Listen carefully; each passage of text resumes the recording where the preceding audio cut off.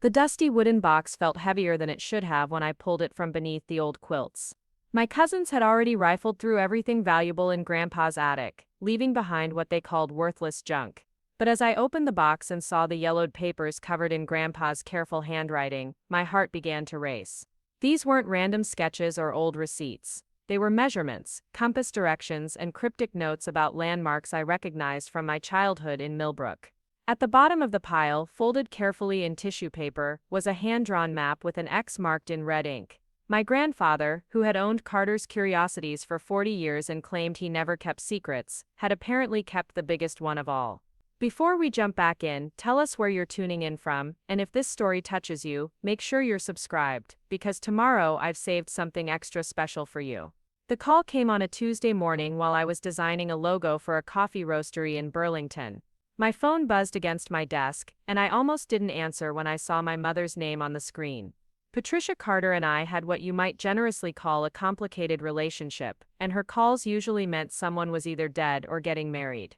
This time, unfortunately, it was the former. "Emma, honey, I need you to come home," she said without preamble. "Your grandfather passed away last night." I set down my stylus and stared at the half-finished design on my tablet. Grandpa Bill had been 87, and his health had been declining for months, but somehow I still felt unprepared. He was one of those people who seemed too stubborn to die, too full of stories and energy to simply stop existing. The last time I'd seen him was 3 months ago when I'd driven down to Milbrook for his birthday.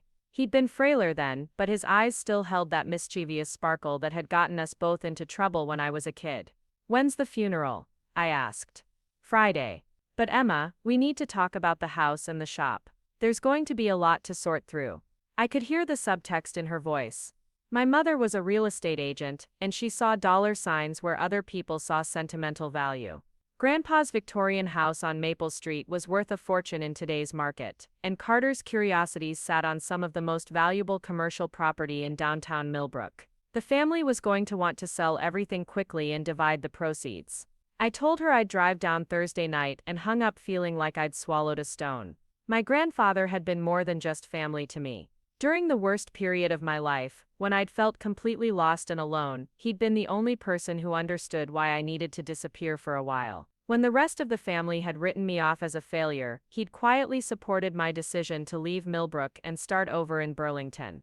Now he was gone, and I'd have to face the family I'd been avoiding for years. Thursday evening found me sitting in my Honda Civic outside 247 Maple Street, gathering the courage to go inside. The house looked exactly the same as it had 15 years ago when I'd left town. The wraparound porch still needed painting, the oak tree in the front yard had grown larger, and warm light spilled from the kitchen windows onto the snow-dusted lawn. I could see shadows moving inside, and I knew my mother, uncle, and cousin were already there, probably making lists of everything valuable enough to sell. I grabbed my overnight bag from the back seat and walked up the familiar path to the front door. Before I could knock, it swung open to reveal my cousin Jessica, looking perfectly put together in a black sweater and designer jeans. She'd always been the successful one, the one who'd married well and bought a house in the good part of town. Her smile was bright but didn't reach her eyes. "Emma, God, it's been forever. You look," she paused, taking in my thrift store jacket and paint-stained boots, "artistic."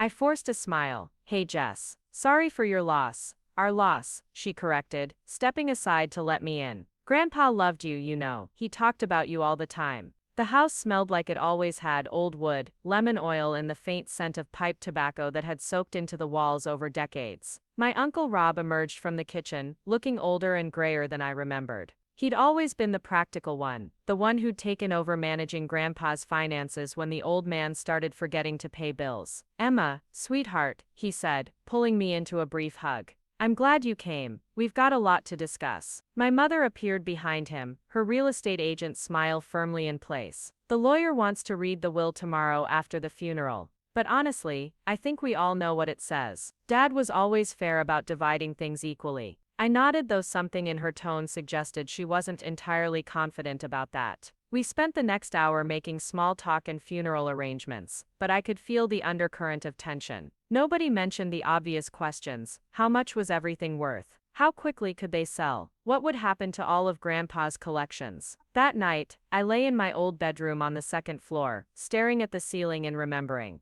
This house had been my refuge during high school when my parents' divorce had turned our home into a war zone. Grandpa had let me spend entire weekends here, teaching me about antiques and telling me stories about the items in his shop. He'd been the one who'd encouraged my artistic interests when everyone else was pushing me towards something more practical. I must have dozed off, because I woke to the sound of footsteps in the attic above my head. I checked my phone, 2:47 a.m. For a moment I thought maybe Grandpa's ghost was up there, rearranging his collections one last time. Then I heard hushed voices, and realized my family was already going through his things, probably looking for anything particularly valuable before the official inventory. The funeral the next day was everything I'd expected, a small service at St. Paul's Episcopal Church, followed by burial at Pine Ridge Cemetery. Grandpa had been well loved in Milbrook, and the church was packed with customers from his shop, fellow antique dealers, and old friends. Miss Helen Rodriguez, who'd lived next door for 30 years, sat in the front row crying. Preparing and narrating this story took us a lot of time, so if you are enjoying it, subscribe to our channel. It means a lot to us. Now back to the story. Into a handkerchief. Mike Thompson was there too, which surprised me. I hadn't seen him since high school, but he'd grown into his tall frame and still had the same kind eyes I remembered. After the burial, we gathered at the law office of Brennan and Associates for the reading of the will. James Brennan was a soft-spoken man who'd been Grandpa's lawyer for 20 years. He explained that most of the estate would indeed be divided equally among the four of us: Mom, Uncle Rob, Jessica, and me. The house, the shop, and most of the valuable inventory would be sold, and the proceeds split. But then came the surprise. However, Brennan continued, William specified that his personal collections in the attic are to go entirely to his granddaughter Emma, along with his desk and all papers contained therein. He was quite specific about this. The exact wording is Emma understands the value of things others might overlook. The silence in the room was deafening. I could feel my family's eyes on me, and none of them looked happy. My mother was the first to speak. Personal collections. What personal collections? Dad didn't keep anything valuable up there. It's just old papers and broken furniture. Uncle Rob cleared his throat. With all due respect, Jim, that seems a bit unfair. Emma hasn't been around much lately. Why should she get anything extra? I felt my cheeks burn. I didn't ask for anything extra. Of course you didn't, Jessica said sweetly. But maybe we should all go through the attic together, just to make sure there's nothing of real value up there. Brennan held up a hand. I understand your concerns, but the will is quite clear. Emma has full claim to everything in the attic, and William specifically requested that she be allowed to go through it privately first. The drive back to Maple Street was tense. Mom kept muttering about fairness and family obligations, while Uncle Rob calculated out loud how much money we'd lose if there were actually valuable items in the attic. Jessica rode in silence, but I could see her texting furiously, probably complaining to her husband about the unfair distribution. When we got to the house, they immediately started making plans to begin clearing out the main floors and the shop. I excused myself and climbed the narrow stairs to the attic, my heart pounding with a mixture of grief and curiosity. What had Grandpa left for me, and why had he been so secretive about it? The attic was exactly as I remembered it, a treasure trove of items that hadn't quite made it into the shop, furniture that was too damaged to sell, and boxes upon boxes of papers and photographs. But now I was looking at it through different eyes. Grandpa had been a meticulous man who never threw anything away, but he also had an eye for value that had made him successful in the antique business. If he'd specifically left this to me, there had to be a reason. I started with his desk, a massive oak piece that had belonged to his father back in Ireland. The drawers were stuffed with receipts, correspondence with other dealers, and insurance papers. But in the bottom drawer, hidden behind a false back that I almost missed, I found something that made my breath catch. It was a manila envelope, marked for Emma. When you're ready to understand. Inside were photocopies of old maps, newspaper clippings about local history, and pages of notes in Grandpa's careful handwriting. The newspaper articles were all about the same topic: the lost fortune of Cornelius Hartwell, a wealthy mill owner who disappeared in 1923, along with a substantial amount of gold and cash. According to the articles, Hartwell had been one of Milbrook's wealthiest citizens, until the stock market troubles of the early 1920s began affecting his mills. Rumors suggested he'd converted much of his remaining wealth to gold, and hidden it somewhere in the area, before disappearing one winter night. His body was never found, and neither was his fortune. But Grandpa's notes suggested he'd been researching Hartwell for years. There were detailed sketches of landmarks around Milbrook, measurements between various points, and references to things like the old foundation behind Murphy's barn, and 3 paces east of the lightning-struck maple. At the bottom of the pile, I found what could only be described as a treasure map. It was hand-drawn on thick paper, showing a bird's-eye view of Milbrook and the surrounding countryside. Various locations were marked with symbols: a church, a bridge, a mill wheel, and several X marks. Red lines connected different points, and there were compass directions and distance measurements written in the margins. At the bottom, in Grandpa's handwriting, was a note: Emma, you always loved puzzles and hidden things. This one's been waiting for you. Trust your instincts, and remember, sometimes the most valuable treasures are the ones everyone else walks past. Love, Grandpa Bill. I sat back on my heels, staring at the map in disbelief. My grandfather, the practical businessman who'd built a successful shop through careful dealing and honest appraisals, had spent years chasing what essentially amounted to a local legend. More than that, he'd believed in it enough to create an elaborate treasure map and leave it specifically for me. The sound of footsteps on the attic stairs made me quickly slide the papers back into the envelope and shove it into my jacket pocket. My mother's head appeared through the opening in the floor. Everything okay up here, honey? You've been awfully quiet. Just looking through things,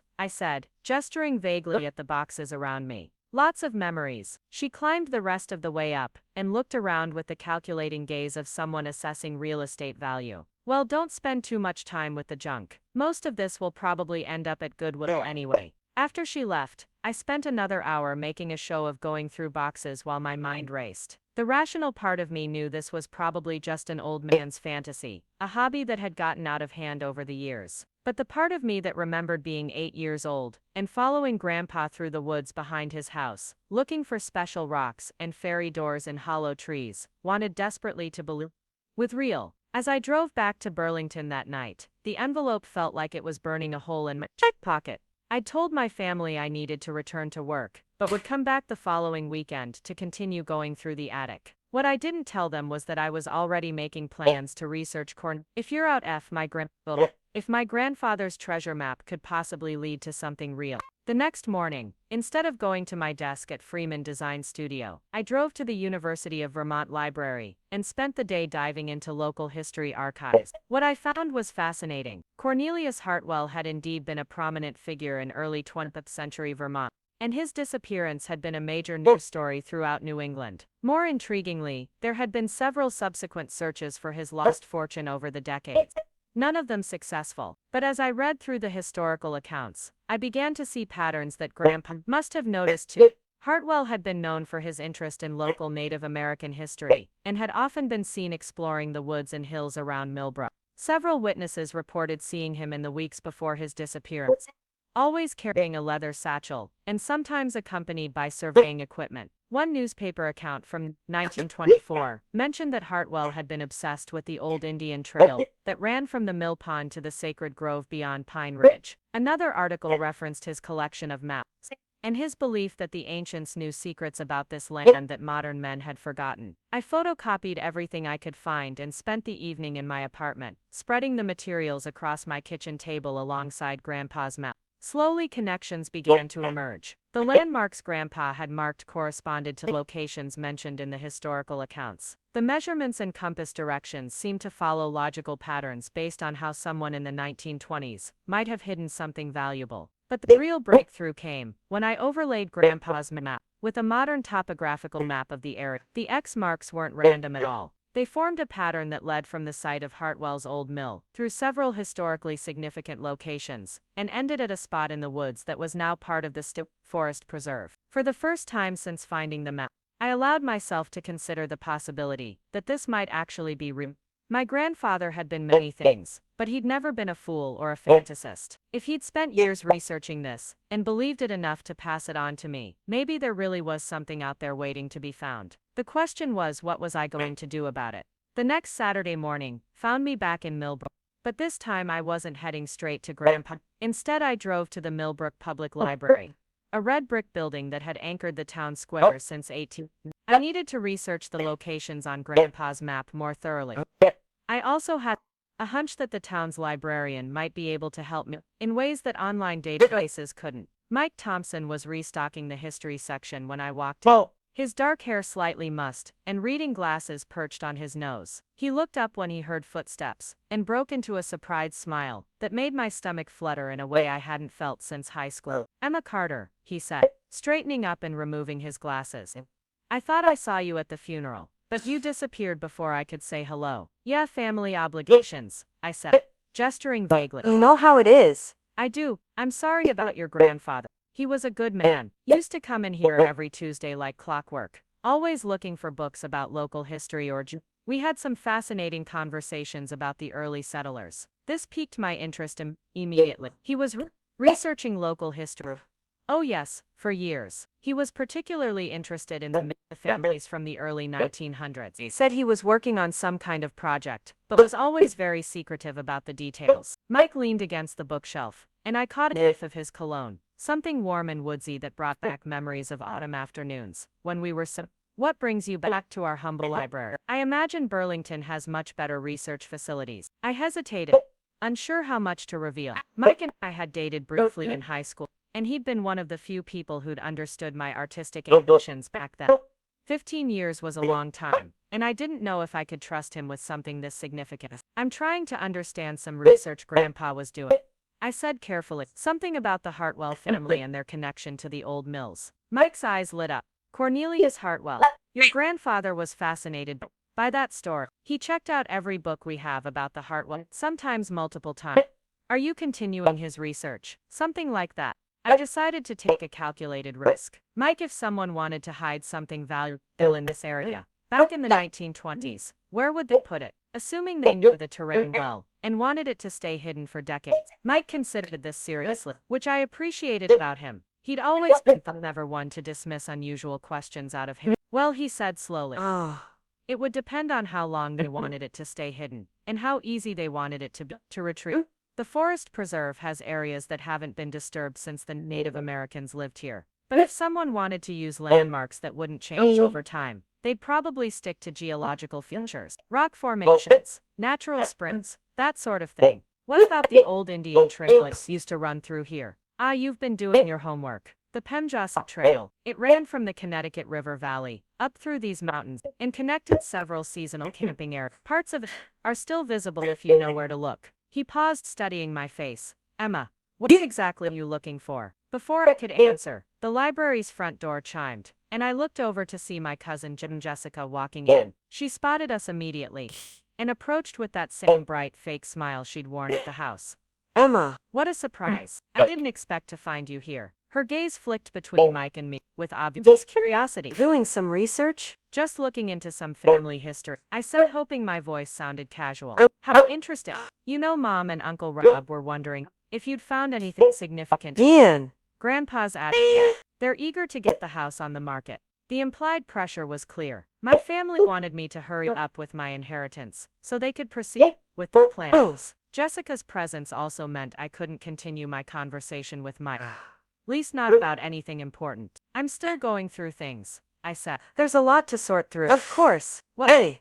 "Don't let me interrupt your research." Jessica's smile became even more artificial. "Mike, it's good to see you again. I heard you're running some kind of historical society now." "Just helping to preserve local records," Mike said diplomatically.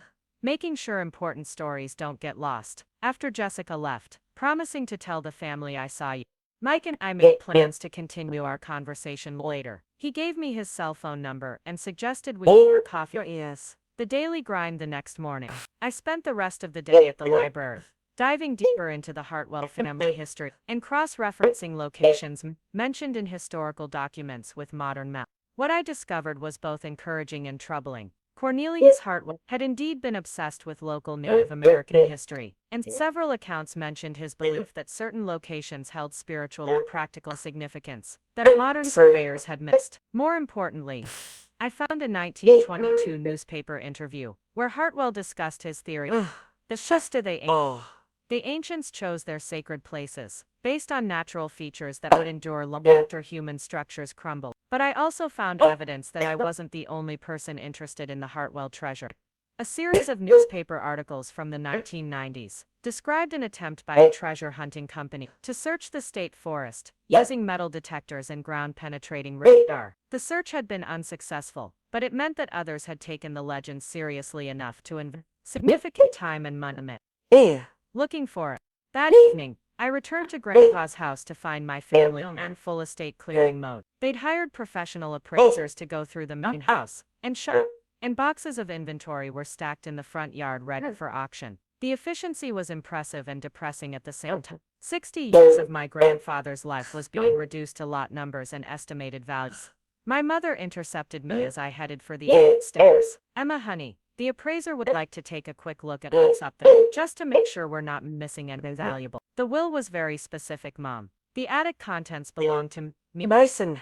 I know I'm not, but what if there's something up there worth thousands of dollars? Wouldn't you want to know about it? Her real estate agent instincts were in full force. We could have it appraised, and then you could decide whether to keep it or include it in the estate division. I could see Uncle Rob and Jessica lurking nearby, clearly hoping I'd agree to let the appraiser through everything. The pressure was mounting, and I realized I needed to make a decision soon. Either I was going to pursue Grandpa's treasure map seriously, or I needed to let the family know what I'd found and deal with the consequences. "Give me one more day," I said finally. "I want to go through everything myself first. Tomorrow night, the appraiser can look at whatever I haven't claimed." This seemed to satisfy, though I could tell they thought I was being unnecessarily stubborn. I spent another hour in the attic, this time focusing on items that might be relevant to Grandpa's research. In addition to the maps and documents I'd already found, I discovered a wooden box containing old surveying equipment, a brass compass, a measuring chain, and what looked like a vintage transit level.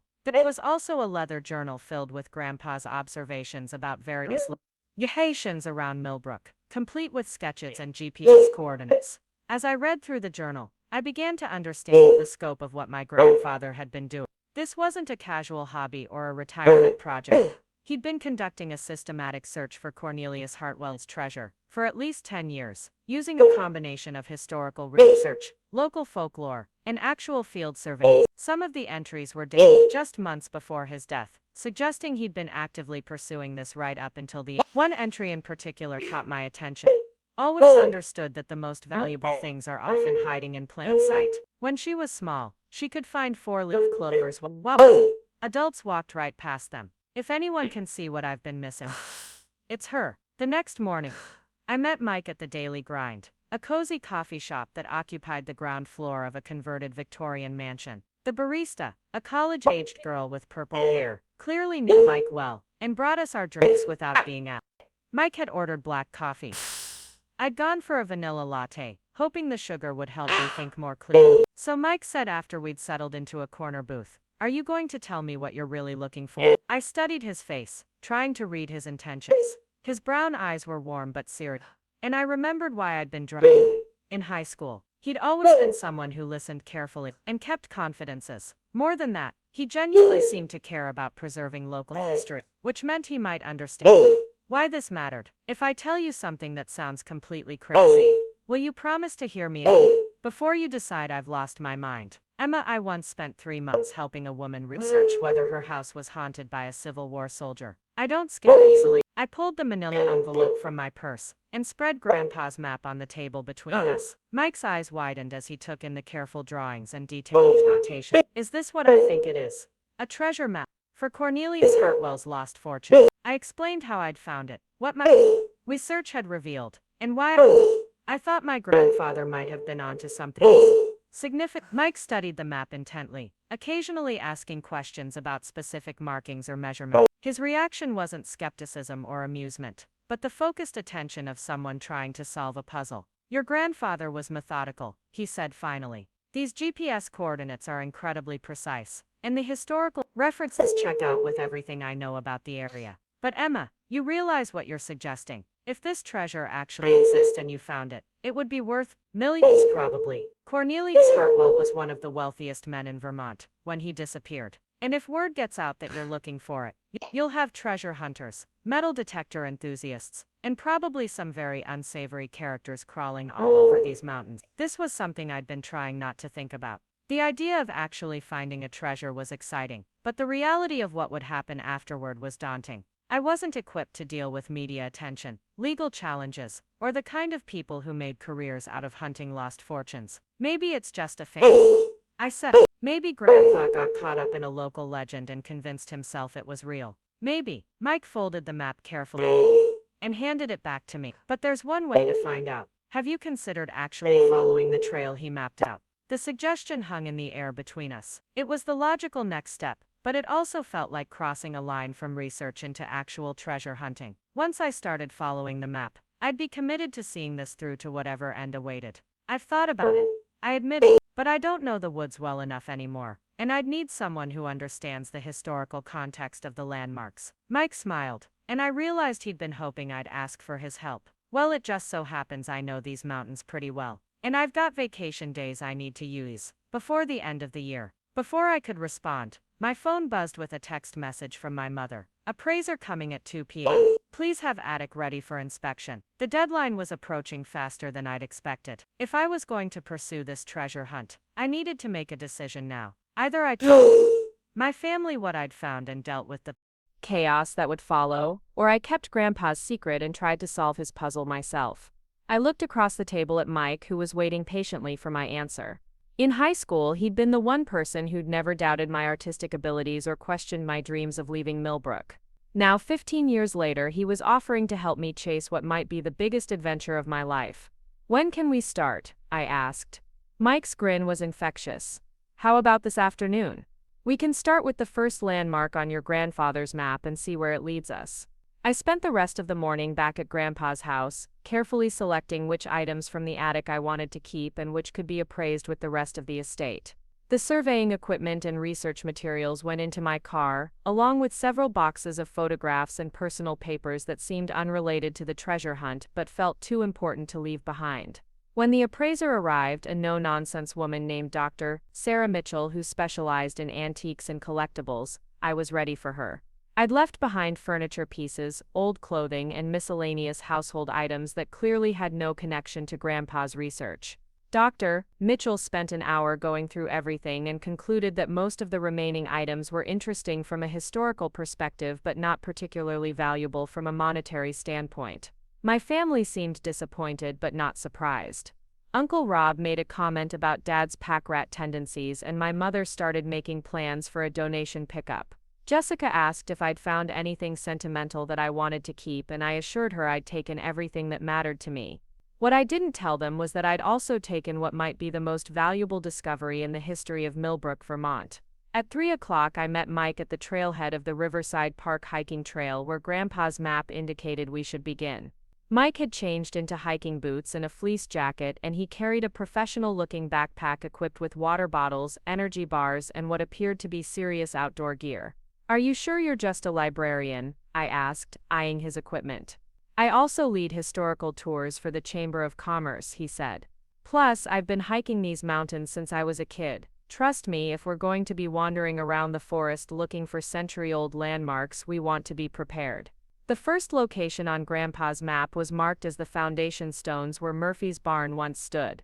According to his notes, we needed to find the remains of a 19th-century dairy barn that had been torn down sometime in the 1940s. From there, we'd follow a compass bearing to the lightning-struck maple that stands alone in the meadow. It took us nearly 2 hours of hiking through increasingly dense woods before we found what we were looking for. The barn foundation was almost completely overgrown, visible only as a rectangular arrangement of moss-covered stones in a small clearing. But when I consulted Grandpa's compass and took the bearing he'd indicated, I could see a line of sight through the trees that led toward higher ground. "Your grandfather really knew what he was doing," Mike said, consulting his own GPS device. "These measurements are incredibly accurate." As we hiked toward the next landmark, I found myself thinking about the man who'd created this elaborate puzzle. I'd always known Grandpa was intelligent and methodical, but this project revealed a side of him I'd never seen. The careful research, the precise measurements, the patient work of mapping out a trail that might lead to something extraordinary. It was the work of someone who believed deeply in the possibility of hidden treasures and lost fortunes.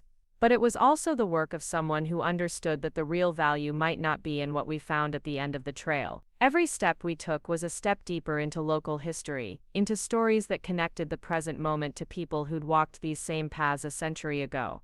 Whether or not Cornelius Hartwell's treasure actually existed, following Grandpa's map was teaching me things about this place and its history that I'd never learned growing up here. The lightning-struck maple was easier to find than the barn foundation. It stood in the center of a small meadow, a massive tree that had clearly been struck by lightning at some point but had survived and continued growing. The scar from the lightning ran down one side of the trunk like a healed wound, and the tree's unusual shape made it an unmistakable landmark. According to Grandpa's notes, we needed to walk 23 paces due east from the tree to find the stone that points the way. Mike and I counted off the paces together, trying to match the stride length Grandpa would have used. At 23 paces, we found ourselves standing in what appeared to be unremarkable forest floor covered with fallen leaves and small saplings. Maybe we miscounted, I suggested, but Mike was already kneeling and brushing away leaves and debris. No, look at this. He cleared away more organic matter to reveal a flat stone about the size of a dinner plate. It had been carefully positioned so that one corner pointed toward a gap in the trees that led further up the mountain. Carved into the stone's surface so faintly that we almost missed it was a symbol that matched one of the markings on Grandpa's map. I felt my heart race as the implications hit me. This wasn't just historical research or wishful thinking. Someone had deliberately placed markers along this trail, and Grandpa had found them. Whether it was Cornelius Hartwell himself or someone else who'd known about his treasure, there was a real trail here, waiting to be followed. "Emma," Mike said quietly, "I think your grandfather might have been onto something genuine." The third landmark was supposed to be the cave behind the waterfall where the old ones left their marks. This was going to require more serious hiking as we needed to follow a stream uphill for nearly a mile before reaching the area where Grandpa's map indicated we'd find a waterfall and cave system. By the time we reached the waterfall, the sun was beginning to set, casting long shadows through the forest. The waterfall itself was modest, maybe 15 feet high, but the sound of water cascading over rock created a peaceful atmosphere that felt almost sacred. Behind the falling water, just as Grandpa's map had promised, there was a shallow cave carved into the rock face. Mike had brought powerful LED flashlights, and when we shined them into the cave, I gasped. The walls were covered with petroglyphs, ancient symbols carved into the stone by Native Americans who'd used this place long before European settlers arrived in Vermont. But mixed in with the traditional symbols were others that looked much more recent, including what appeared to be initials and dates from the early 1900s. TH 1923. Mike read, tracing the letters with his finger. Cornelius Hartwell. We'd found proof that Cornelius Hartwell had been here, and recently enough that his initials were still clearly visible. But we'd also found something else. Carved into the rock near Hartwell's initials was an arrow pointing deeper into the cave system, along with a symbol that matched the final X on Grandpa's map. I looked at Mike, whose face reflected the same mixture of excitement and disbelief I was feeling. We'd started the day following what might have been an old man's fantasy, but we'd ended it with tangible evidence that a century-old treasure hunt was leading somewhere real. "How far does this cave system go?" I asked. Mike consulted his topographical map, comparing it with the GPS coordinates Grandpa had noted. "If these measurements are right, it should connect to a larger cavern system about half a mile further into the mountain. But Emma, if we're going to explore caves, we need proper equipment and more time than we have left today." He was right. The sun was setting, and cave exploration required preparation and safety equipment we didn't have. But as we hiked back down the mountain in the growing darkness, I couldn't stop thinking about those initials carved into the rock. Cornelius Hartwell had stood in that exact spot nearly a century ago, and he'd left a message pointing the way forward. Whatever he'd hidden in these mountains, my grandfather had gotten close to finding it. And now, thanks to his carefully preserved research and maps, I had a chance to finish what both men had started. The question was whether I had the courage to see it through to the end. The phone call came at 6 in the morning, jarring me awake in my Burlington apartment. I'd driven back late the night before, my mind still reeling from what Mike and I had discovered in the cave. The caller ID showed my mother's number, and her voice was tight with barely controlled anger. "Emma, we need to talk." Now, I sat up in bed, instantly alert. "What's wrong?"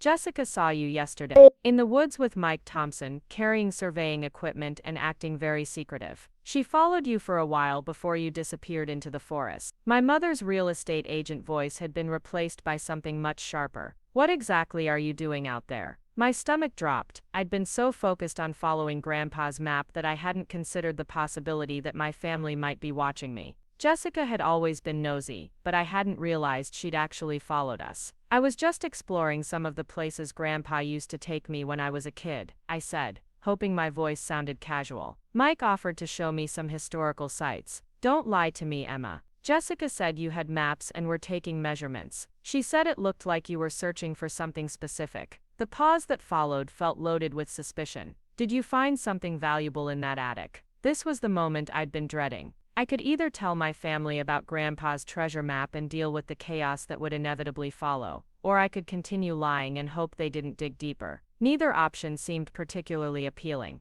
Mom, can we discuss this later? I need to get to work. No, we cannot discuss this later. Your uncle and I are driving up to Burlington this morning. We'll be there at 10, and you're going to explain exactly what you found in your grandfather's papers. The line went dead, leaving me staring at my phone in growing panic. I had 4 hours before my family arrived, and I needed to decide how much I was willing to reveal. The smart thing would probably be to tell them everything and let them help figure out what to do next. But something in my mother's tone suggested that their primary concern would be the monetary value of any treasure, not the historical significance or the personal connection to Grandpa. I called Mike, who answered on the second ring despite the early hour. Emma, everything okay? No, definitely not okay. My family knows we were searching for something yesterday, and they're coming to Burlington this morning to demand answers. I explained the situation while pacing around my small apartment. Mike, if I tell them about the treasure map, this whole thing is going to explode. They'll want to bring in professional treasure hunters, sell the story to the media, turn it into a circus.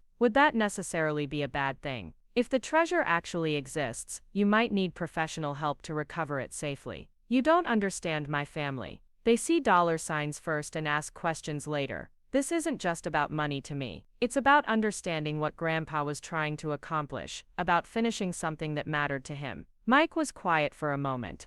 What if we find the treasure first, before you have to tell them anything? The suggestion hung in the air between us. It was risky, potentially dangerous, and probably not entirely legal. But it was also the only way I could ensure that Grandpa's discovery remained true to his intentions rather than becoming a commercial exploitation. The cave system, I said. We need proper equipment and we need to explore it today, before my family decides to get lawyers involved or start demanding inventories of everything I took from the attic. I can get caving equipment from the outdoor store in town. They rent gear to the university geology students all the time. Mike's voice carried a note of excitement that matched my own growing determination. Meet me at the cave in 2 hours. After hanging up, I spent an hour researching cave safety and treasure hunting laws on my laptop. What I found was both encouraging and concerning. In Vermont, treasure found on private land generally belonged to the landowner, but the cave system extended into state forest preserve, which complicated the legal situation considerably.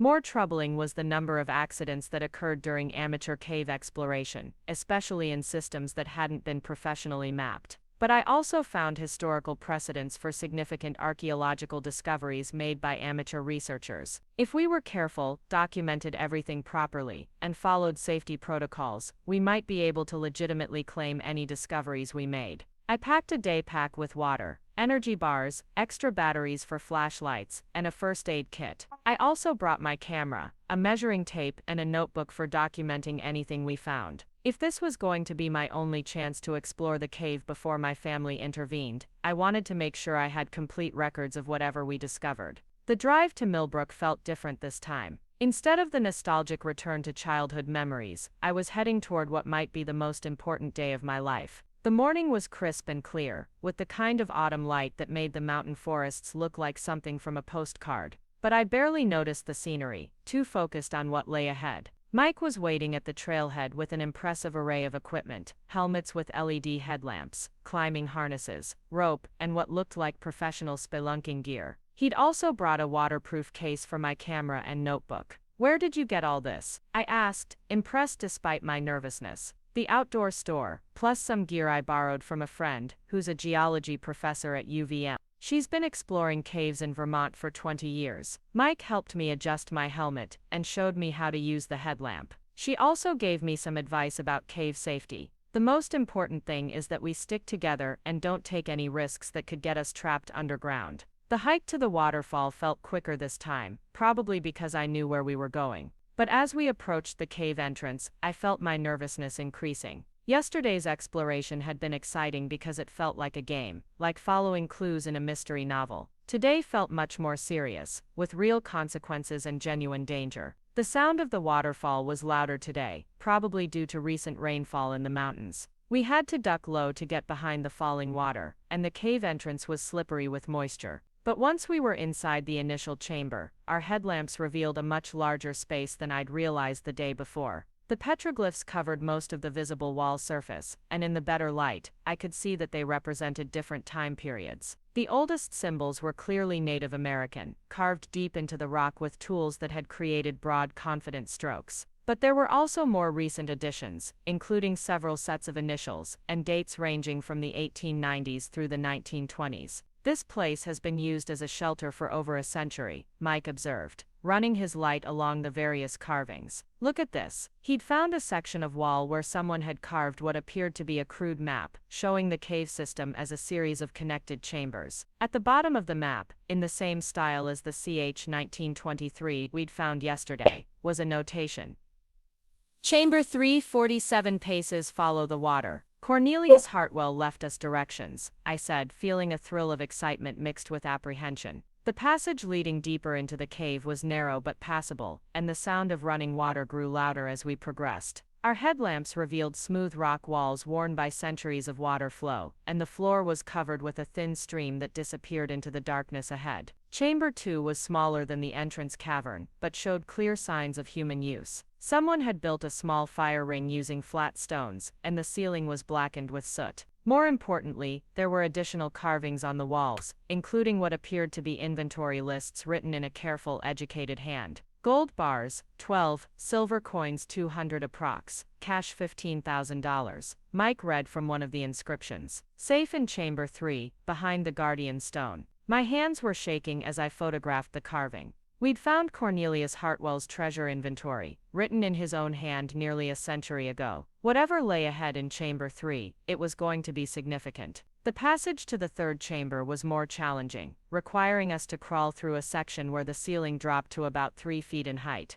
The sound of water was much louder here, and when we emerged into the final chamber, we found ourselves in a space that took our breath away. Chamber 3 was huge, probably 40 feet across and 20 feet high, with an underground stream running along one wall. But what made it remarkable were the formations covering the walls and ceiling. Hundreds of stalactites and stalagmites created a natural cathedral, and our headlamps reflected off mineral deposits that sparkled like jewels. And in the center of the chamber, exactly 47 paces from the entrance, stood what Cornelius Hartwell had called the Guardian Stone. It was a natural rock formation about 8 feet tall, shaped roughly like a standing figure with arms outstretched. At the base of the formation, someone had carefully stacked flat stones to create what looked like an altar or platform. And behind the Guardian Stone, almost hidden in its shadow, was an opening in the cave wall that had been partially sealed with fitted stones. Emma, Mike said quietly, I think we found it. The sealed opening was about 4 feet high and 3 feet wide, just large enough for a person to crawl through. Someone had taken great care to close it with stones that matched the natural cave formations, making it nearly invisible, unless you knew exactly where to look. But when I shined my headlamp into the gaps between the stones, I could see that the opening led to another chamber beyond.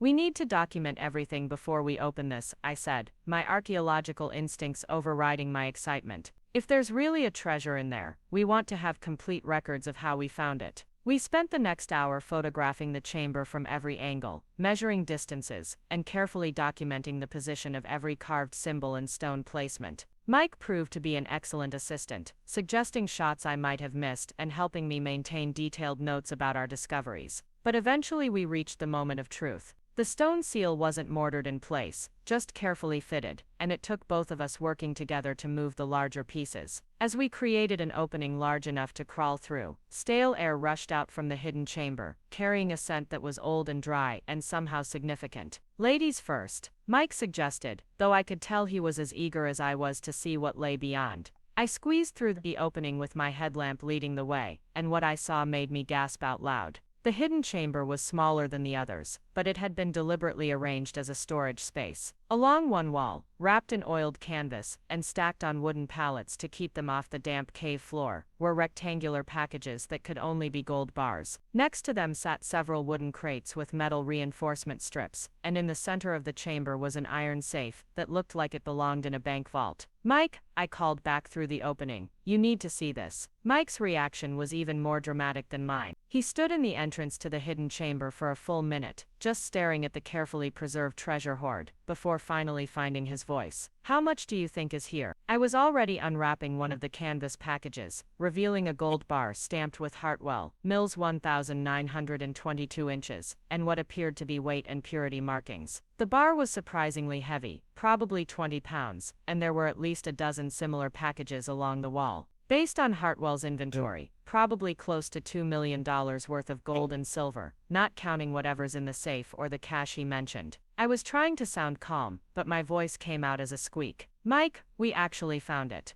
Grandpa was right. The wooden crates contained silver coins, mostly Morgan dollars, and peace dollars from the early 1920s, along with some older coins that looked like they might have numismatic value beyond their silver content. There were also bundles of paper money, though some of the bills had deteriorated, despite Hartwell's careful preservation efforts. But the safe was going to be a problem. It was a massive iron box that probably weighed several hundred pounds, and it showed no obvious way to open it without the proper combination. There were scratches around the dial that suggested Hartwell himself might have had trouble accessing it, or perhaps that someone else had tried to break into it over the years. "We can't move this safe," Mike said, stating the obvious. "Even if we could get it out of the cave, it would take heavy equipment to transport it. Maybe we don't need to move it. Maybe we just need to open it." I examined the safe more closely, looking for any clues Hartwell might have left about the combination. He was methodical about everything else. He might have hidden the combination somewhere nearby. It was Mike who found it, carved into the cave wall near the safe in numbers so small we almost missed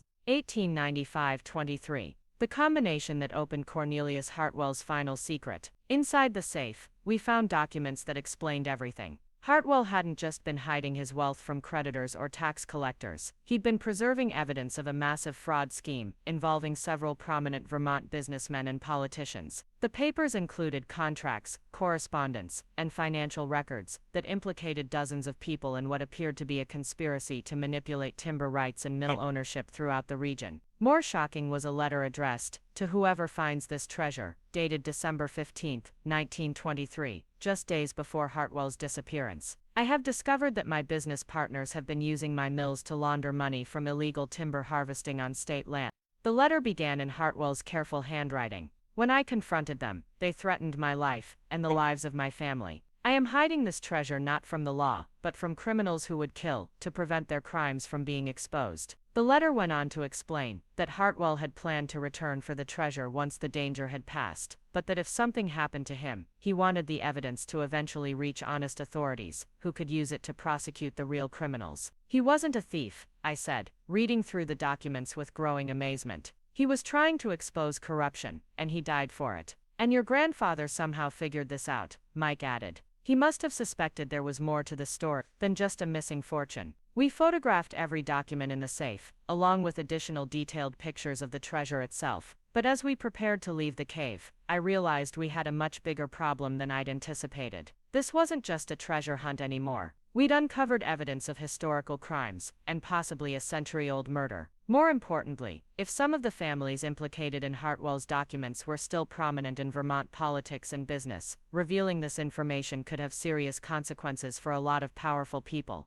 The climb back through the cave system felt different with the weight of what we'd discovered. By the time we emerged into daylight, it was already late afternoon, and I knew my family would be looking for me. I'd missed my meeting with my mother and uncle, and my phone showed 17 missed calls. "What are we going to do?"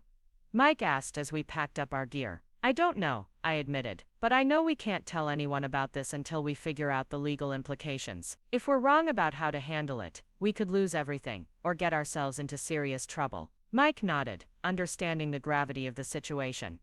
"The documents need to go to a historian or a lawyer who specializes in this kind of thing, someone who can help us figure out the right way to reveal what we found." As we drove back toward town, I caught sight of my mother's car in the parking lot of the Daily Grind. She'd been waiting for me, probably growing more suspicious with every hour that passed. The confrontation I'd been avoiding all day was about to happen, and I still didn't know how much I was willing to reveal. The treasure was real, but so were the dangers that came with it. Cornelius Hartwell had died protecting these secrets, and now I had to decide whether I was brave enough to finish what he'd started. The easy thing would be to hand everything over to the authorities and let them sort it out. But something in Grandpa's careful research and Hartwell's desperate letter suggested that the easy path wasn't always the right one. I pulled into the parking space next to my mother's car and sat for a moment, gathering my courage. Whatever happened next, there was no going back to the simple estate dispute I'd thought I was dealing with a week ago. Grandpa's treasure map hadn't just led me to gold and silver. It had led me to a truth that someone had been willing to kill for, and now I had to decide what I was willing to risk to bring that truth to light. The confrontation with my family was going to be the least of my problems. My mother was waiting inside the daily grind, with Uncle Rob and Jessica, their faces a mixture of concern and barely contained fury. The moment I walked through the door, I could feel the tension radiating from their corner table like heat from a furnace. Other customers had clearly sensed the family drama and were giving them a wide berth. "Sit down, Emma," my mother said in a voice that brooked no argument. "We've been waiting for 3 hours." I took the empty chair across from them, acutely aware that my hiking clothes were dusty and that I probably smelled like cave water and adventure. Mike had offered to come with me for moral support, but I'd insisted on facing my family alone. Now I was beginning to regret that decision. "You missed our appointment this morning," Uncle Rob said without preamble. "Your phone has been going straight to voicemail, and Jessica saw you in the woods yesterday, with surveying equipment, acting like you were searching for something specific." "I told you I was just exploring some places Grandpa used to take me." Jessica leaned forward, her perfectly manicured nails drumming against her coffee cup. "Emma, I followed you. I saw you taking measurements, consulting maps, taking photographs of rocks and trees.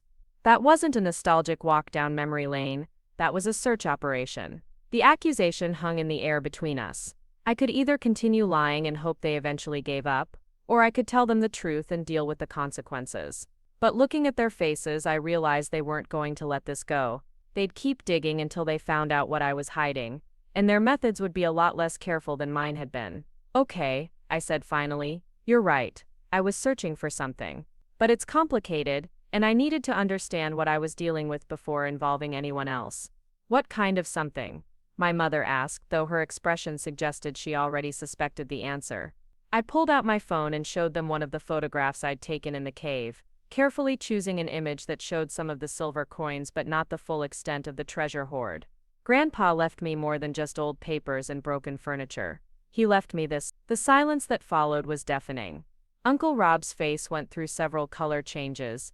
Jessica's mouth fell open, and my mother stared at the phone screen like she was seeing a mirage. "How much?" Uncle Rob asked, his insurance salesman instincts kicking in immediately. "I don't know yet. I'm still cataloging everything." This was technically true, though it vastly understated what Mike and I had discovered. But it's significant enough that I wanted to understand the legal implications before telling anyone. Legal implications? My mother's real estate agent training was asserting itself. "Emma, if you found valuable items that were part of your grandfather's estate, they should have been disclosed during the probate process. Hiding assets from an estate can have serious legal consequences. They weren't part of his estate, they're not even his. According to the documentation I found, they belonged to someone who disappeared in 1923. I explained about Cornelius Hartwell and his lost fortune, carefully editing out the parts about corruption and murder. Grandpa spent years researching the disappearance and apparently found where Hartwell hid his treasure before he died. Jessica was already pulling out her phone, probably researching treasure hunting laws and media contacts. "Emma, do you realize what this means? If you've actually found a historic treasure, this could be worth millions. But more than that, it's going to be a media sensation. National news, documentary deals, book rights." This was exactly what I'd been afraid of. Within minutes, my family had gone from suspicion to seeing dollar signs and publicity opportunities. The historical significance, the mystery of what had happened to Cornelius Hartwell, the careful research Grandpa had done, none of that mattered compared to the potential for profit and fame. "We need to bring in professionals," Uncle Rob said, "lawyers, appraisers, maybe a publicist. If we handle this right, it could be life-changing money for all of us." "It's not all of us," I said sharply. The will was very specific. The attic contents belong to me, and that includes whatever Grandpa found or figured out. My mother's expression hardened. Emma, honey, I understand you feel possessive about this discovery, but you're talking about something that affects the entire family. Your grandfather's reputation, our family history, the estate's value, these aren't just your decisions to make. Actually, they are. I stood up, my patience finally exhausted. Grandpa trusted me with this for a reason. He knew you'd turn it into a circus, and he wanted someone who would handle it carefully. The argument that followed was loud enough to clear out most of the coffee shop's other customers. My family accused me of being selfish and secretive, while I accused them of being greedy and short-sighted. The fundamental disagreement was about whether this discovery belonged to the family collectively or to me personally, and whether it should be exploited for maximum profit or preserved for its historical value. The fight ended with my mother threatening to contest the will and my uncle suggesting they could force me to reveal the treasure's location through legal action. Jessica took a different approach, pulling me aside as we left the coffee shop. Emma, I get that you want to protect Grandpa's legacy, she said in her most reasonable voice. But you're in over your head. What if someone gets hurt exploring these caves? What if you've accidentally damaged something historically significant? What if there are legal claims on this treasure that you don't know about? These were all valid concerns, and they echoed worries I'd been having myself. Amateur treasure hunting was dangerous, and there were probably legal complications I hadn't considered. But Jessica's next suggestion revealed her real motivations. Let me make some calls. I know a documentary producer in Boston who specializes in treasure hunting shows. If we bring him in as a partner, we could have professional support and media coverage that would make this discovery as profitable as possible. I left Milbrook that evening more conflicted than ever. My family wasn't wrong about the potential dangers and legal complications of what I was doing. But their immediate focus on profit and publicity felt like a betrayal of everything Grandpa had tried to accomplish with his careful, methodical research. That night, I called Mike and explained what had happened. His response was immediate and decisive. We need to contact Dr. Sarah Mitchell, the archaeologist who appraised your grandfather's attic. If we're going to do this right, we need professional guidance from someone who understands both the historical significance and the legal requirements. Dr. Mitchell agreed to meet with us the next morning at her office at the University of Vermont. She was a compact woman in her 50s with silver hair and intelligent eyes that missed nothing. When we showed her the photographs and documents we'd found in the cave, her reaction was everything I'd hoped for from my family and hadn't received. This is extraordinary, she said, studying the images of Cornelius Hartwell's inventory. Not just the treasure itself, but the historical context. If these documents are authentic, they represent a significant piece of Vermont's industrial history that's been lost for nearly a century. She explained that treasure discoveries on state land required notification of multiple agencies, including the Vermont Division of Historic Preservation and potentially the FBI if there were indications of historical crimes. But she also assured us that legitimate discoverers were usually allowed to keep a substantial portion of any treasure found, especially if they'd followed proper protocols for documentation and preservation. The most important thing is that you've documented everything carefully and haven't disturbed the site unnecessarily. She said, from what I can see in these photographs, you've been remarkably professional in your approach. Mitchell offered to serve as our archaeological consultant, helping us navigate the legal requirements while ensuring that the historical value of the discovery was properly preserved. She also suggested bringing in a lawyer who specialized in treasure hunting law, someone who could protect our interests while ensuring we complied with all relevant regulations. The lawyer she recommended was David Chen, a Vermont attorney who'd handled several high-profile treasure discoveries over the years. When we met with him later that week, he confirmed that our situation was legally complex but not impossible to resolve.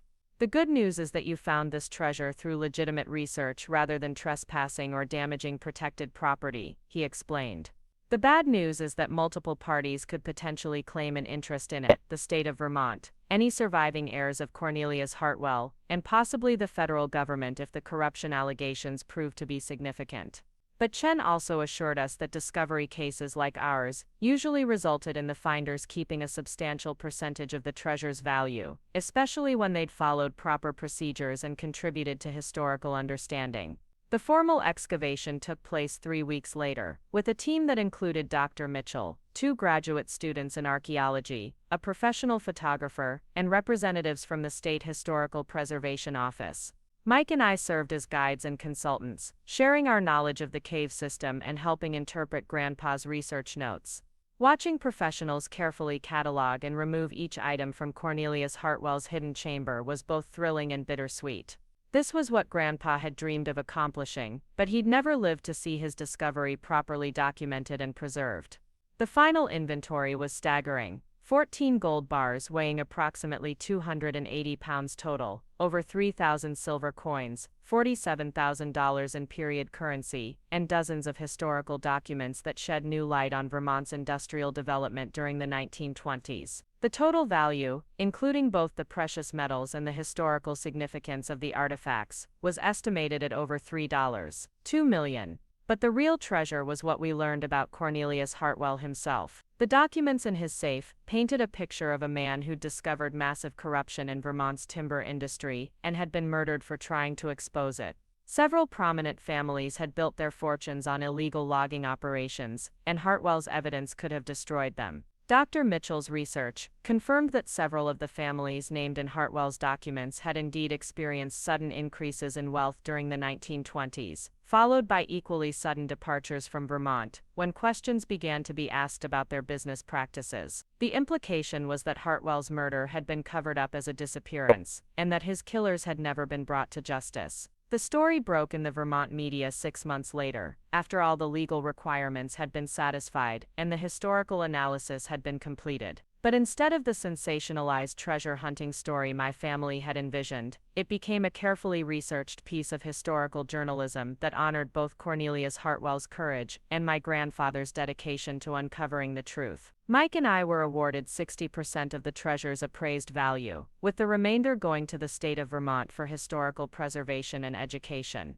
Dr. Mitchell arranged for the most historically significant artifacts to be displayed at the Vermont History Museum, where Cornelius Hartwell's story could be told properly. The money was life-changing, but not in the ways I'd expected. Instead of buying a mansion or taking luxury vacations, I used my share to establish the William Carter Foundation for Historical Research, a grant program that would help amateur historians and genealogists pursue the kind of careful, methodical research my grandfather had exemplified. Mike used his portion to fund a comprehensive mapping and preservation project for Vermont's historic cave systems, ensuring that other archaeological treasures would be properly protected rather than lost to amateur treasure hunters or commercial exploitation. My relationship with my family took longer to heal. They were angry about being excluded from the legal proceedings, and hurt that I hadn't trusted them with the full truth from the beginning. But gradually, as they saw how carefully I'd handled the discovery, and how much effort I'd put into preserving its historical significance, they began to understand why Grandpa had chosen to trust me with his secret. Jessica eventually admitted that her first instinct had been to exploit the discovery for maximum profit, regardless of its historical value.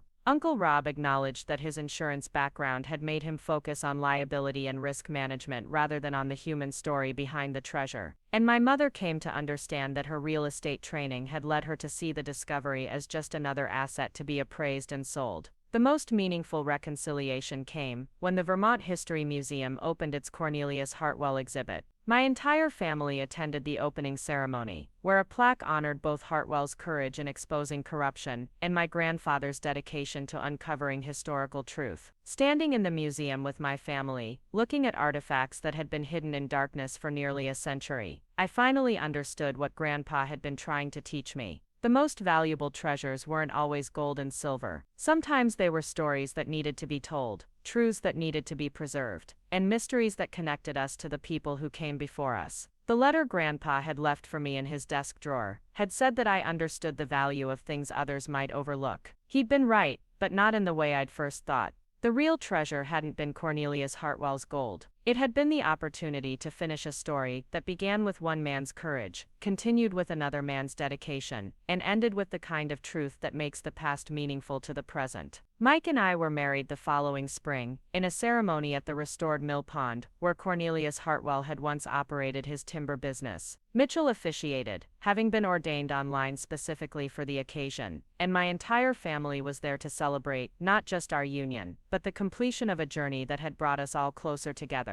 During the reception, my mother pulled me aside and said something that I'll never forget. Your grandfather always said you had a gift for seeing what was really important. I never understood what he meant until now. The treasure map had led us to gold and silver, but it had also led us to something much more valuable. The understanding that some discoveries are worth preserving, not for their monetary value, but for their ability to connect us to the courage and dedication of those who came before us. As I looked around at my family and friends celebrating together, I realized that Grandpa's greatest treasure hadn't been hidden in a cave at all. It had been his faith that someday, someone would care enough about the truth to finish what he'd started. And in the end, that faith had been worth more than all the gold in Vermont. 5 years have passed since that autumn day when I first discovered Grandpa's treasure map hidden in his dusty attic, and the ripple effects of that discovery continue to shape my life in ways I never could have imagined. The William Carter Foundation for Historical Research has grown from a simple grant program into a nationally recognized organization that has funded over 200 research projects across New England.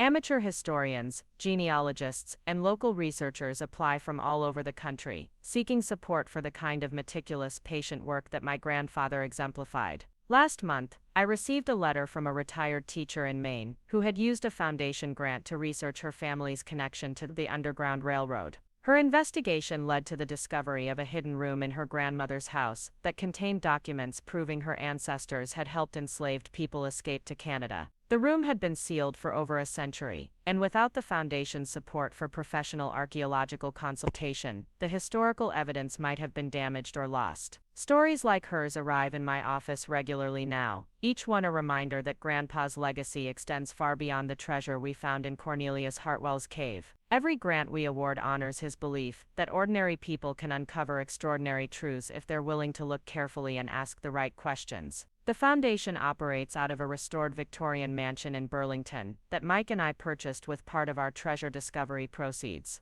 The building itself has historical significance, having served as a stop on the Underground Railroad during the 1850s. We've preserved the original architecture while adding modern research facilities, including a climate-controlled archive for storing historical documents, and a digital laboratory where researchers can analyze old photographs and manuscripts. Mike serves as the Foundation's Director of Field Research, a role that allows him to combine his love of Vermont's mountains and forests with his expertise in local history. He leads training workshops for amateur archaeologists, teaching proper excavation techniques and documentation methods to prevent the kind of damage that treasure hunters often inflict on historical sites. Our marriage has been strengthened by our shared commitment to preserving the past for future generations. We understand each other's passion for historical mystery in ways that few couples could, having experienced together the thrill of discovery and the responsibility that comes with uncovering long-buried truths. The cave system where we found Cornelius Hartwell's treasure has been designated as a Vermont State Historical Site, with guided tours available to the public during summer months.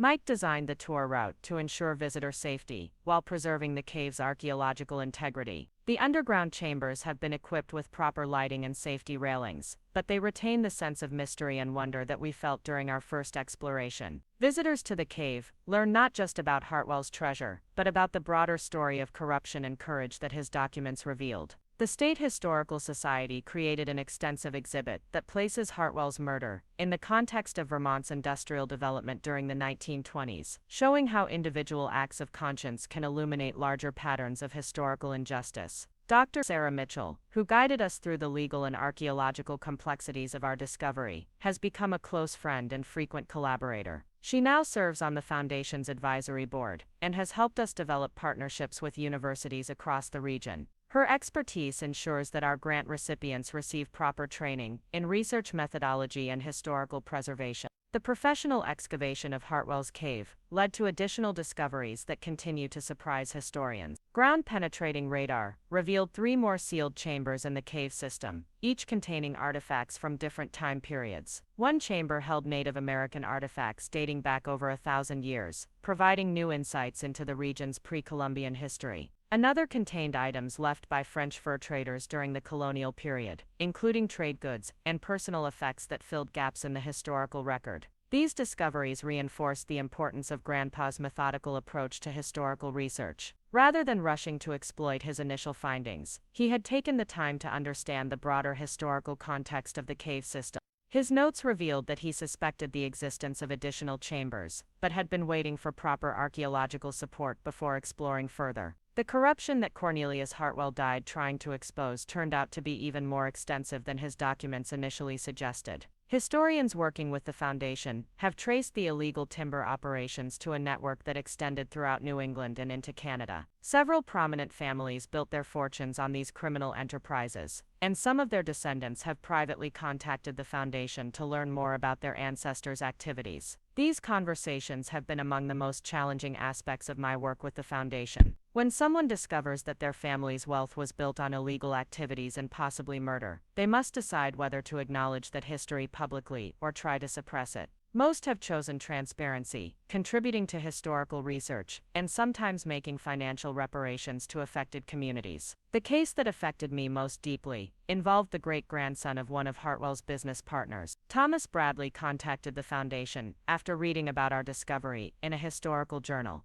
His great-grandfather, Jonathan Bradley, had been one of the men named in Hartwell's corruption documents. Thomas brought his own family documents to our office, including letters and business records that his great-grandfather had preserved. These papers provided additional evidence of the illegal timber operations, and more significantly, contained what appeared to be a confession. Jonathan Bradley had written a detailed account of the night Cornelius Hartwell was murdered, describing how the conspiracy members had lured Hartwell to a remote cabin and killed him when he refused to destroy his evidence. "I've been carrying this burden my entire life," Thomas told me, as we reviewed his great-grandfather's confession. "My family built our lumber business on blood money, and I never knew how to make it right." Working with Thomas, the Foundation established a scholarship program for students from communities that had been affected by illegal logging operations. The Bradley family contributed a substantial endowment, and Thomas became one of our most dedicated board members. His great-grandfather's confession was donated to the Vermont State Archives, where it provides closure to a century-old murder case. My relationship with my own family has evolved significantly over the years since our initial confrontation at the Daily Grind.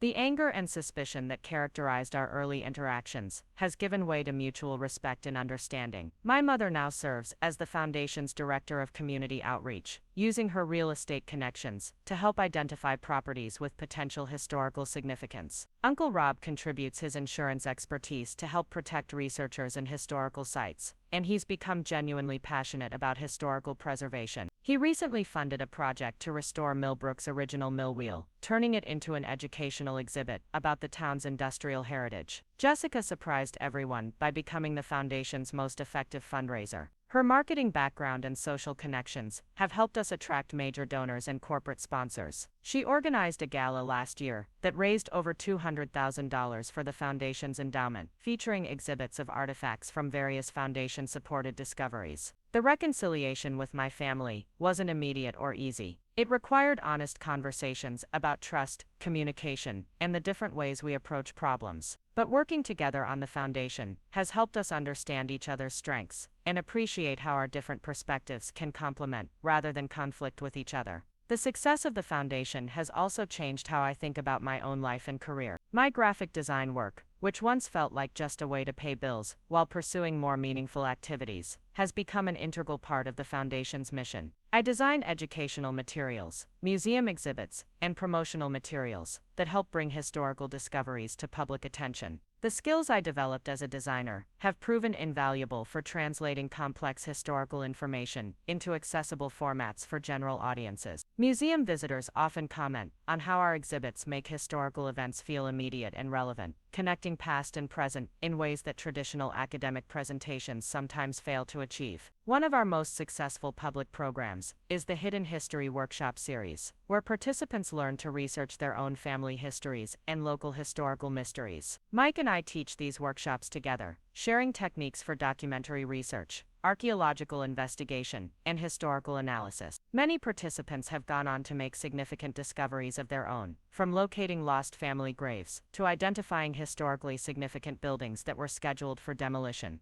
The workshops have also helped us identify potential research projects for the Foundation to support. Participants often uncover tantalizing clues about local historical mysteries that deserve professional investigation. A retired postal worker in New Hampshire used techniques from our workshop to research her town's connection to the Underground Railroad. eventually discovering a network of safe houses that historians had never documented. The emotional impact of this work extends far beyond the academic value of historical discovery. Family members separated by adoption or migration use foundation resources to reconnect with their heritage. Communities learn about forgotten heroes and overcome historical narratives that excluded or marginalized their experiences. The past becomes a source of strength and identity, rather than something distant and irrelevant. Mrs. Helen Rodriguez, Grandpa's elderly neighbor who had cried at his funeral, became one of the foundation's most valuable contributors. Her memories of Milbrook during the 1940s and 1950s provided crucial context for understanding how the Hartwell murder had affected the community across generations. She organized an oral history project where elderly residents shared their recollections of local events and family stories that had never been recorded.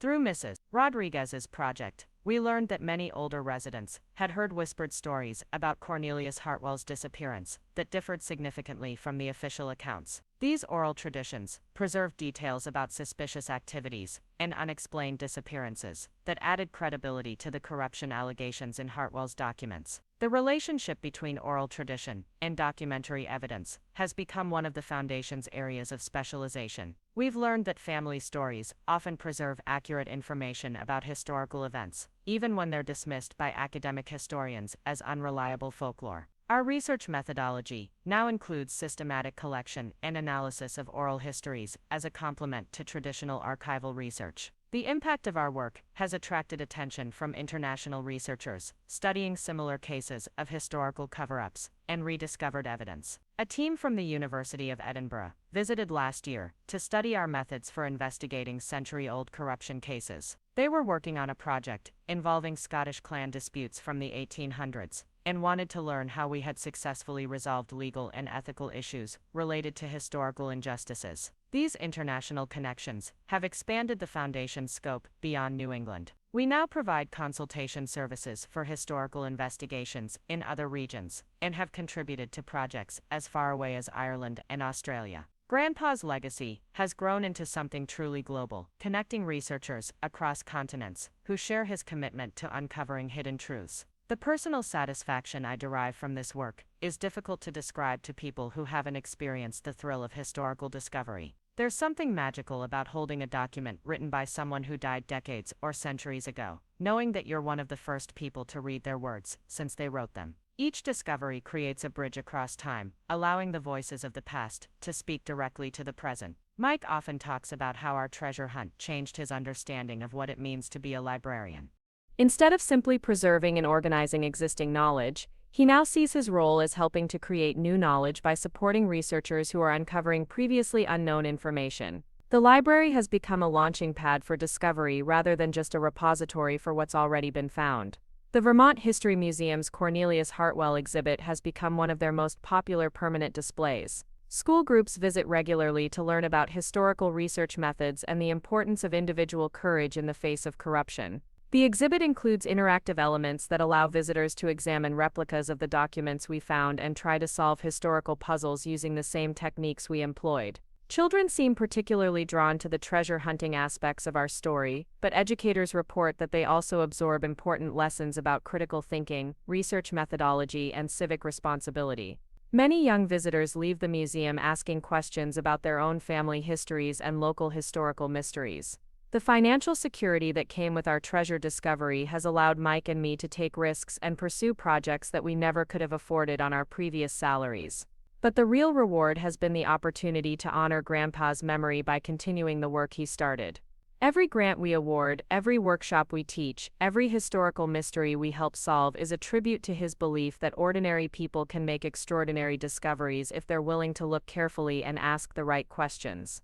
The future of the Foundation looks bright, with a growing endowment and an expanding network of researchers and institutions. We're planning to establish regional chapters in other states, allowing us to support historical research across a broader geographic area. The success of our model has inspired similar organizations in other regions, creating a growing movement of citizen historians dedicated to uncovering hidden truths about the past.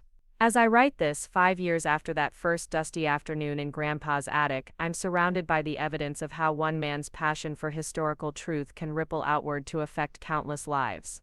The Foundation's offices are filled with artifacts, documents, and photographs that represent dozens of successful research projects. Each item tells a story of discovery, but more importantly, each represents the continuation of Grandpa's legacy. The treasure map that started our adventure hangs framed in my office, not as a relic of a completed quest but as a reminder that there are always more mysteries waiting to be solved. Every day brings new letters from potential researchers, new leads about historical puzzles, new opportunities to bridge the gap between past and present. Grandpa's greatest gift wasn't the map itself or even the treasure it led us to discover. It was his example of patient, methodical dedication to uncovering truth, regardless of how long the search might take or how difficult the obstacles might be. That example continues to inspire everyone who becomes involved with the Foundation's work. The legacy of that autumn afternoon when I first opened a dusty wooden box in Grandpa's attic will continue long after Mike and I are gone. The Foundation has built something permanent, something that will keep honoring the belief that history matters and that ordinary people can make extraordinary contributions to our understanding of the past. Standing in my office tonight, looking out at the lights of Burlington and thinking about all the historical mysteries still waiting to be solved, I feel the same excitement I felt in that cave 5 years ago when we first shined our flashlights on Cornelius Hartwell's treasure. The adventure isn't over, it's just beginning. 10 years have transformed everything, yet somehow the essence of what Grandpa taught me remains unchanged in the quiet moments when I'm alone with an unsolved mystery. This morning I'm standing in what we now call the Carter Archive, a climate-controlled vault beneath our Burlington headquarters where we preserve the most significant historical documents recovered through Foundation-supported research. The latest addition to the collection arrived yesterday, a leather-bound journal dating to 1847 that chronicles the experiences of a formerly enslaved family who settled in Vermont after escaping through the Underground Railroad. The journal was discovered by Maria Santos, a social worker from Brattleboro who attended one of our hidden history workshops 3 years ago. She'd been researching her partner's family genealogy when she found references to ancestors who had simply appeared in Vermont census records with no prior documentation. Using techniques we taught her about cross-referencing property records with Underground Railroad historical markers, she identified a farmhouse that had likely served as a safe haven for freedom seekers. The current owners of the property were initially skeptical when Maria approached them, but they agreed to let Foundation archaeologists conduct a non-invasive survey of their basement. Ground-penetrating radar revealed an anomaly beneath what appeared to be a solid stone floor.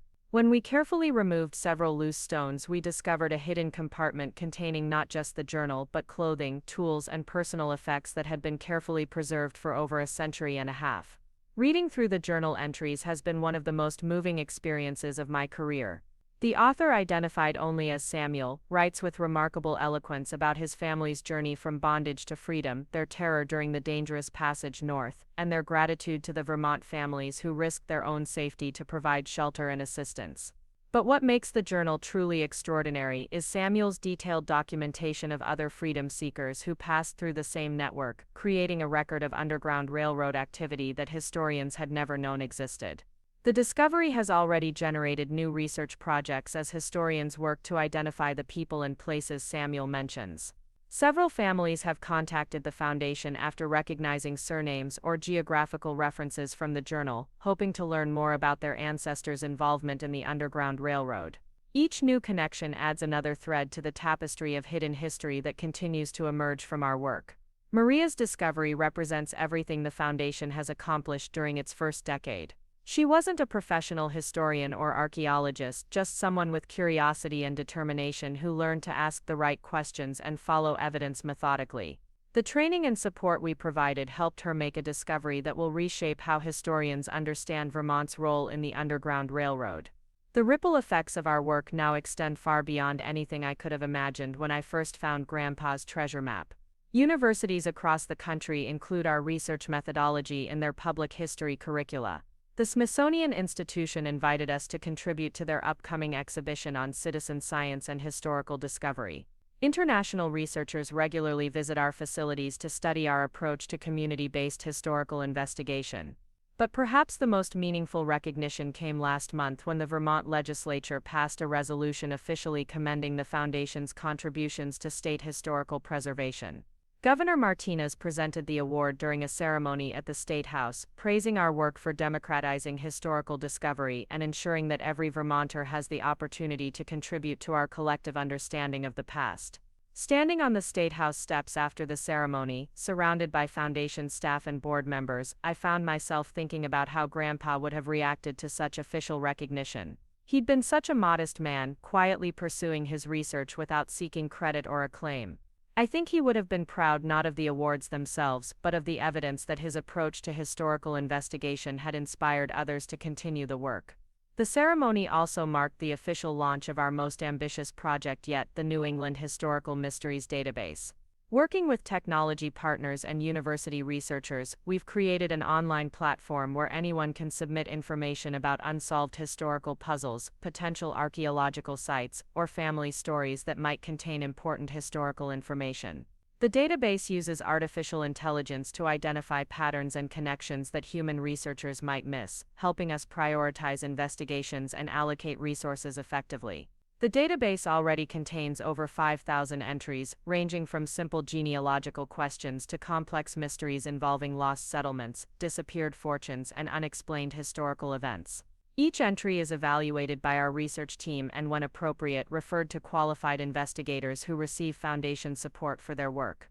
One of the most intriguing cases currently under investigation involves a series of identical stone markers found across 3 New England states. Amateur researchers have identified over 30 of these markers, each carved with the same cryptic symbol and placed in locations that seem to follow no obvious pattern. Initial analysis suggests they may be connected to a secret network of some kind, possibly dating to the colonial period. The stone marker investigation exemplifies how our approach has evolved over the past decade. Instead of focusing on individual discoveries, we now look for patterns that connect apparently unrelated mysteries. This systems thinking approach has led to breakthrough discoveries that would have been impossible using traditional historical research methods. The Foundation staff has grown to include specialists in archaeological survey techniques, digital archival management, legal consultation for treasure discovery cases, and public education programming. We employ over 40 people full-time and provide consulting services to hundreds of independent researchers annually. The scale of operation would have seemed impossible when Mike and I first explored Cornelius Hartwell's cave with borrowed equipment and amateur enthusiasm. Yet for all our growth and success, the heart of our mission remains unchanged. We're still fundamentally about empowering ordinary people to make extraordinary discoveries, just as Grandpa empowered me to solve his treasure map puzzle. Every workshop we teach, every grant we award, every mystery we help solve honors his belief that curiosity and persistence can unlock secrets that have been hidden for generations. The relationship between our work and modern technology has become increasingly important as we've expanded our capabilities. Digital tools now allow us to analyze historical documents in ways that would have been impossible just a few years ago. Computer imaging can reveal text that has faded beyond human readability. Geographic information systems help us identify patterns across large datasets. Remote sensing technology can locate buried structures without disturbing archaeological sites. But technology is only as valuable as the human intelligence that guides its application. The most sophisticated equipment is useless without researchers who understand how to ask the right questions and interpret the results meaningfully. This is where Grandpa's methodical approach to investigation remains as relevant as ever. His patient, systematic methodology provides the foundation for all our modern technological capabilities. The success of our approach has attracted attention from fields beyond historical research. Law enforcement agencies have consulted with us about cold case investigations, using our pattern recognition techniques to identify connections in unsolved crimes. Environmental scientists have adapted our community-based research methods to engage citizen volunteers in ecological monitoring projects. Social workers have used our oral history collection techniques to preserve the stories of elderly clients whose experiences might otherwise be lost. These interdisciplinary applications demonstrate the broader value of the investigative mindset that Grandpa exemplified. Whether you're searching for buried treasure, solving historical mysteries, or addressing contemporary problems, the same principles apply: gather information systematically, look for patterns that others might miss, and never assume that conventional wisdom has the complete answer. The international dimension of our work has become particularly rewarding, as we've connected with researchers facing similar challenges in other countries. A partnership with the Irish National Archives has helped us develop techniques for investigating emigration patterns that separated families across continents. Collaboration with Australian Aboriginal communities has taught us new approaches to preserving oral traditions alongside documentary evidence. These international connections have also revealed how universal the human desire is to understand the past and connect with ancestral experiences. Regardless of cultural background or geographical location, people are drawn to stories about their ancestors' courage, struggles, and achievements.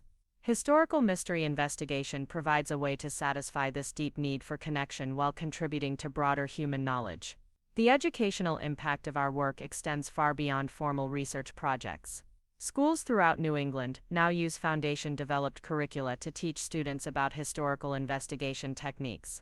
Children learn to think like detectives when examining primary sources, to question assumptions about what they think they know about the past, and to value the stories of ordinary people whose experiences rarely appear in traditional history textbooks. One particularly successful program involves partnering elementary schools with local historical societies to investigate mysteries specific to their communities. Students learn research techniques while exploring questions like what happened to the old cemetery that used to be behind our school? Or why did the train line through our town get abandoned in 1932? These projects give children a sense of ownership over their local history while teaching valuable critical thinking skills.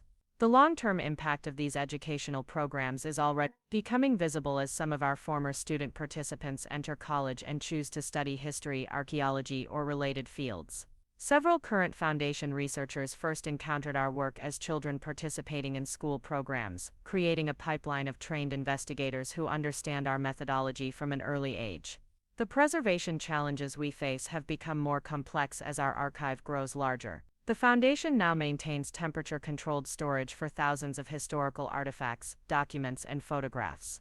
We've had to become experts in conservation techniques, digital preservation methods, and legal protocols for maintaining custody of historically significant materials. Climate change poses particular challenges for historical preservation, as extreme weather events threaten archaeological sites and historical structures throughout our region. The Foundation has developed rapid response protocols for documenting and protecting historical sites before they're damaged by flooding, storms, or other environmental disasters. Last year's Hurricane Helene provided a dramatic test of these protocols when storm surge threatened a colonial-era burial ground on the Vermont coast.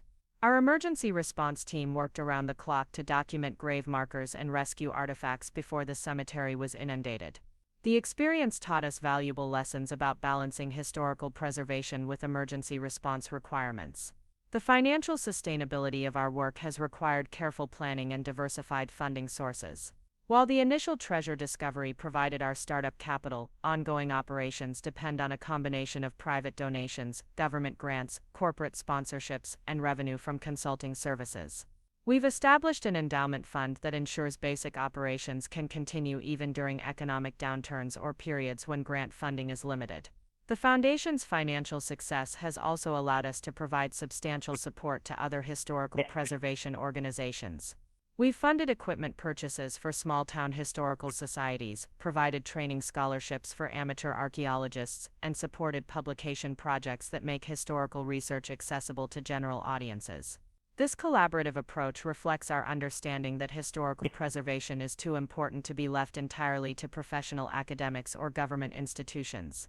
Community-based organizations often have the local knowledge and personal connections necessary to identify and protect historically significant sites. Our role is to provide them with the resources and training they need to do this work effectively. The personal satisfaction I derive from this work continues to deepen as I witness the impact our discoveries have on individuals and communities. When a family learns about ancestors they never knew existed, when a community discovers that their town played a crucial role in an important historical event, when students realize that they can contribute to human knowledge through careful investigation, something fundamental shifts in how people understand their place in the world. These transformative moments happen regularly in our work, but they never become routine. Each new discovery carries the same excitement I felt in Grandpa's attic when I first realized that his papers might lead to something extraordinary. The difference now is that I understand this excitement isn't just about finding treasure or solving puzzles, it's about connecting with the experiences of people who lived before us and ensuring that their stories continue to inform and inspire future generations. Mike's role in the foundation has evolved to encompass much more than his original responsibilities as director of field research. He now oversees our technology development initiatives, working with software engineers and data scientists to create new tools for historical investigation. His combination of technological expertise and deep knowledge of Vermont's landscape makes him uniquely qualified to bridge the gap between traditional historical research and cutting-edge digital analysis. Our marriage has been strengthened by our shared commitment to the Foundation's mission, but we've also learned to maintain boundaries between our personal relationship and our professional collaboration.